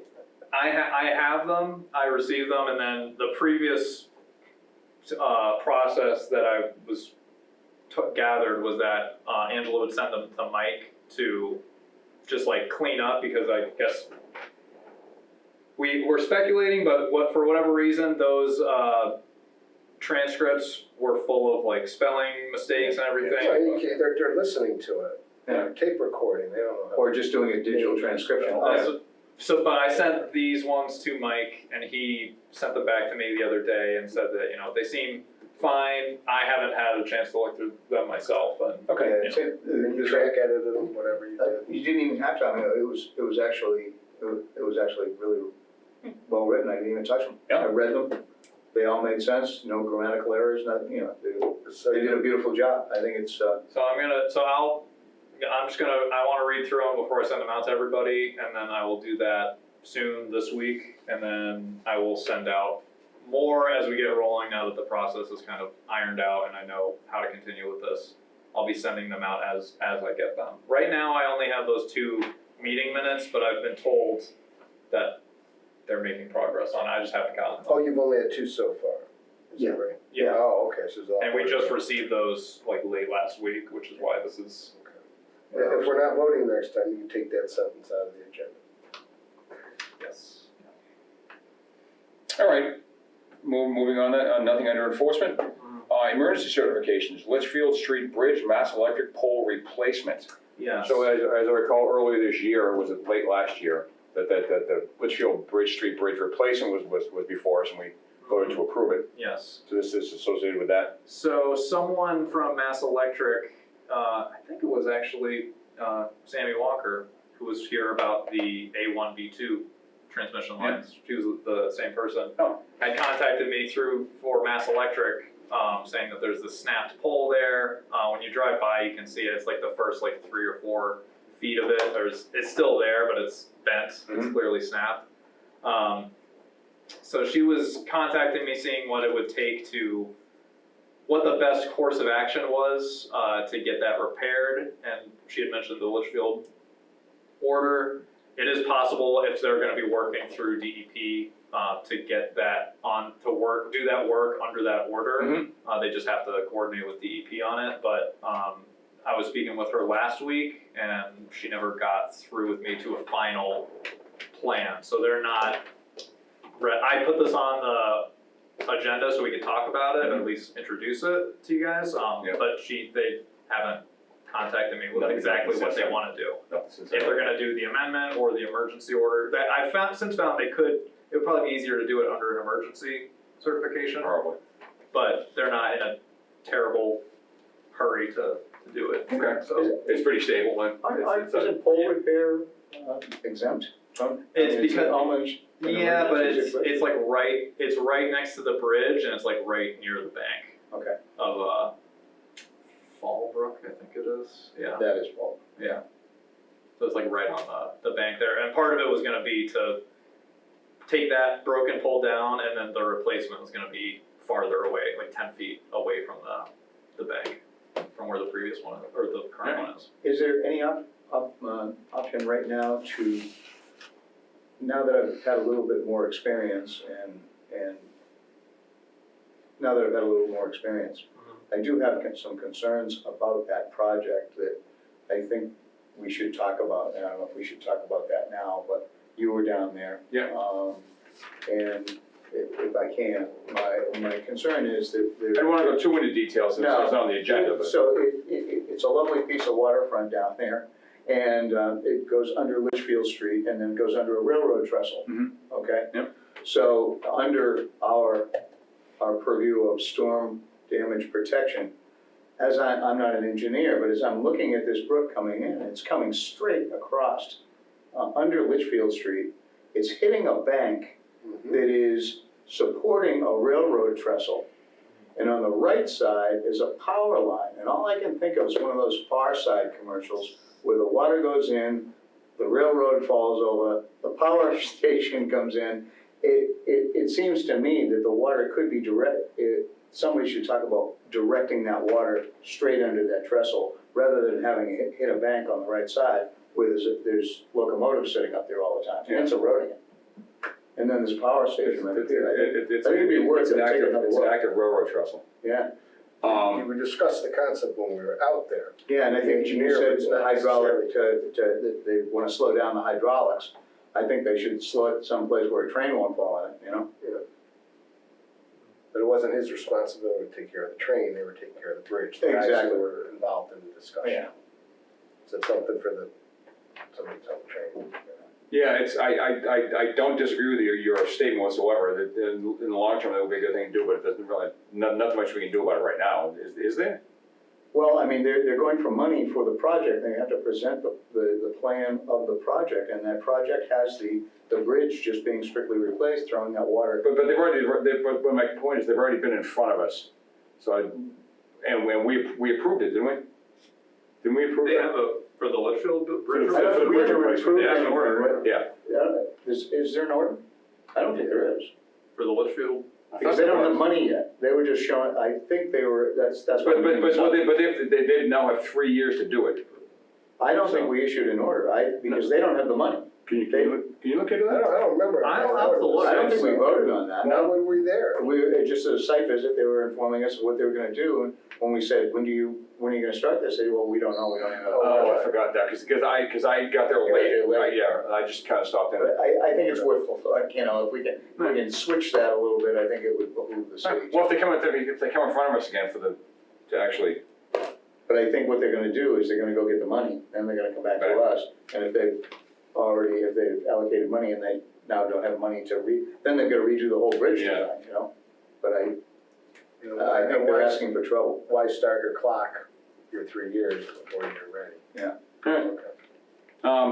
And Mark. Is there something that you recommend that we do now, or was that just? I would say just get with Mark, if you wanna get out, I'd say. Mark Pamarini? Yeah, I'd say we should all do a site visit, so you don't think that I'm crazy, and take a look at, well, there's no water probably going through it now. Right. But you'll see the erosion there, and if they just rebuild the current bridge, that erosion is just, I mean, it's a train trestle. I think they actually opened up the passage under the bridge, it's bigger. Did they widen it? Yeah, so maybe that'll slow down the velocity, I don't know, Yeah. or spread it out, could be, but. If you would just maybe just pass on our concerns to Mark Pamarini, in terms of that. Oh, I wanna make sure you all have the same concern, get down there and take a look at it, you know? Well, I understand the situation. Yeah, I didn't look at that closely. All I can see is a Far Side cartoon with the power station going down the hill and the train ball. Yeah, when I stopped in, after you folks left, I was looking at the bridge that was being But replaced. it has to be replaced, there's no Right. doubt about that. Yeah, I do, that's what they're, I don't know how the bridge is still up personally. But anyway, yeah, just let Mark, and if anybody wants to get down there and take a look, I'll stop when I get a chance and look at it in more detail myself. Alrighty, budget, nothing. Oh, sir. I've asked a few times, this has been on the agenda What, budget? since November, and there's never been anything for it, haven't seen a budget. Have you been Does asked it for have to be budget? on the agenda? I've not been asked by the city about anything about the budget. I'd asked for a copy of the budget, Yeah. never gotten one. I think if you could do it again, because he brings up a good point. I think Angela shows a budget last year sometime, I believe. Yeah, I didn't see. Maybe it might even been late 2020. Yeah, I'm curious. Everything about that, Liz? Yeah, but it's a new one filed, so. I know Right, it should be new one every year. I know Angela always had trouble. I don't think she quite had full access to it. That's like I've showed you the one, like the printout of the expenses and stuff that has like the budget and the remaining balances for the Yeah, different but it categories. wasn't I know, but that's like that's full the budget, by line items or categories. I'm Yeah. curious, how much is there for commissioner training? How much is there for conservation lands? How much is there for appealing to hire a Conservation weapons assistance. specialist? To do all these things, we have no clue, we're going blind on it, and it's Yeah. starting to get on my nerves a Yeah. little bit, I keep asking. We could add something in here about, this is my segue. Okay. Any other questions from commissioners? May I, Chair? Yeah, please. Two suggestions, or one's a question, any status on the chicken coop? it's still not I drove by, can't remember what day It's last still week. in the current location. Still in their current location, no other work has been done, but nothing has been done. Yeah. Before it Yeah, gets it's too too long. big, because the garage doesn't get started till the chicken coop's gone, is my recollection. Correct, And they're that's what I've supposedly in a heard. hurry, I'm still concerned the chicken coop needs to go regardless. Yeah. So FYI, if it's okay to follow up at some point, if they don't move it at some point, I will eventually try to make a motion that we just make an enforcement order. Right now, they can avoid an enforcement order if they get moving. Mhm. That Right. might be Well, if we good just to call communicate. Barry and just ask him, Yeah. give us a project A status. little update, give them 2 months from when it got approved, whatever that date is, probably in early September, and then ask what's the status, if that's okay. Sure. Secondly, a lot of the folks that we meet mentioned that they had no clue about the Wetlands Protection Act, and that they live next to a wetland, or who knows it was even a wetland, or next to a stream, no clue about this. I think it would be good to do some publicity within Leominster in the local newspaper, maybe an article about our fantastic new agent, or something to get a little more news out there. Hey, here's what the law is. Then the website's okay about it. Actually, give them a few suggested edits for it, I think. It's got a good paragraph about what's required. Right. I don't like the actual heading for it, but it was pretty well written. But I think we could use a little advertising on that, just try to let people know. Even a little video of, hey, if you live in an area that looks like this, There might be one way to do it, but something Yeah. get proactive as opposed to react. The website's a reactive thing, it's great, Right. but they have to come to it first. I will volunteer my services for this. Okay. I'm the communications director for my environmental engineering company, so I write articles all the time. If you wanna send me your resume that you whatever it was you used to apply for this job, send me that, I can pull out a little bio for you from that, and then I will augment that with not only my own knowledge of the Wetlands Protection Act, but I can also do an online search and get some more additional wording if I need to. Grab the word from the website. Correct, and I'll put together 500 words, whatever the paper needs, and I'll submit it, or I'll give it to you and you can submit it. Yeah, the weekly paper, Yeah. that would be tremendous. I think a video though is not a bad idea either. No, Sure, I mean, how many people read the paper anymore? No, true, but we gotta start oh, somewhere. the e-version. We don't do this all at once. We did this. No. This can be an ongoing That's campaign. an easier start, though. Yeah, no, this is an ongoing campaign. Let's just do the article Yeah. the articles that get an easy lift. I'll need a headshot of you too, by the way. Let's do an article, and then we can discuss other things. Then Yeah. social media, a video, whatever. Talk to the mayor's office, something. But yeah, And this is sort of along the same lines, but have been thinking, I don't have anything solid, but I do wanna get some, like nature walks going, organized, that I would be Good idea. happy to lead, like every once in a while, regular things, just to get the community more knowledgeable about what's out there, and I would take that opportunity to, explain what we Very good are and idea. all that. yeah. I sort of think stuff. the Conservation Commission. I think not the commission, but the activities of the Conservation Department need to be much more widely known. Yeah. So Rick brings up a very good point. I think it's a good good. I idea. think it's a good effort. Trail Stewards does about a hike a month, but there's room for more. Sure, yeah. But as a, With a different angle. with a Conservation Commission, wetland center Yeah, yeah. sort of thing, Yeah. And so, I'm the conservation agent, this is what the commission does, and this is why it's important, and so we're gonna meet all these Yeah. things out here. And I pledge not to make the article boring Wetlands Protection Act speak. Yeah. I'll try to make it accessible and understandable, because I've done that for 20 years, is take technical gobbledygook and make it understandable. So if you send me your resume, I'll start there. What does a homeowner need to know? Why does this apply to you? Right. Why is he gonna come into your yard for? Right. What are you doing? Well, I cut down trees. What's a Well, I wetland? can't cut down a tree. Well, it's near a river, so it's Massachusetts, you know? But Jeff? I forget what I said, right? Yeah. What, that's something, yeah. Okay, thank you. That was the end of my requests. All right. All great points, Rich, and I do hear you about the budget. It's not been on the top of my list, but No problem. it has been frustrating to me too, not having access to it, so I will make more point in the next 2 weeks to get that. You would think that there's budget season, that they gotta ask you every year to, Yeah. give us your budget, in which case you'll say, okay, how do I do that? I think You want to this- get input at some point, so you know what it is. Yeah. Yeah, but I And be- don't understand limited access. Yeah, we're supposed to, but I know with the system, like, the department heads are supposed to have more access to it. That's just something I need to push more and get someone to show me what I need to do, but. All right, anything else? One more thing before we leave, the MACC is hosting that informational session, educational session in Devon's. It looks like it's gonna have a good agenda, looks like there's a lot of good speakers. I'd like to propose that we put something together where we get a group of other commissioners together and do some case studies, like we had tonight. I don't know how we can do that without, with the Freedom of Information Act. We can't probably say names and numbers or street Do you addresses. mean open meeting? Open meeting, Or right. open Yeah, meeting? yeah, but I mean, at the MACC, get other commissions together to talk each with a case study. This is a problem that they faced over the last 12 months. And how did they deal with it? How did it come out? What would they have done better? Just so that we're all getting new ideas. I mean, a lot of them won't apply to us because there's larger cities or more rural areas. But certainly there's, Ken brought up some good points on this piece of property. What are their bylaws and how did they get them enacted? And did they need to, and the outcome? So I just like to see some case studies myself, because I just learn better that way. But they don't have sessions that way you're proposing. I don't think, I was thinking of doing something on the sideline. I've got a ton of Marriott points, I could rent a room up there. See if we could just get a group together for an hour, and start that process. And then hopefully we could get MACC to pick it up as a class to say, hey, somebody, well, yeah, ongoing education. This city is going to do a case study on some problems they had and how they solved them and what the outcome was.